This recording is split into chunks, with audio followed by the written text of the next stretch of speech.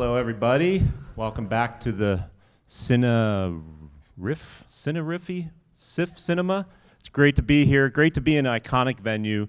And, I was at another iconic venue down the street, not too far from here, at Pike Place Market, where I spent some time talking to tourists, regular citizens, regular people, to find out what they thought about AI.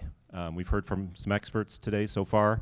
Here's what people on the street, geeks on the street as we call them, think about AI. And we asked in this segment, what daily tasks do you want to replace in your life with AI? Here they are.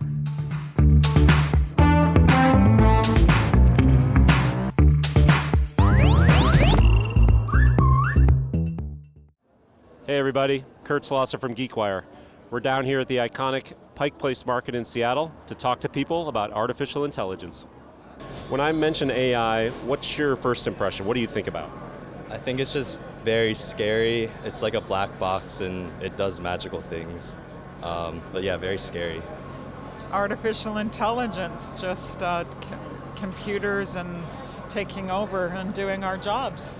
Like it has the potential to help in healthcare. I'm in healthcare, and it definitely has advantages, but unregulated, it's very scary. I think there's AI generated stuff, pictures, blah blah blah. There's also animations that AI can make. It's crazy. Make sure there's some laws against people who will abuse it. And the big companies will abuse it unless they put some laws in it to stop that.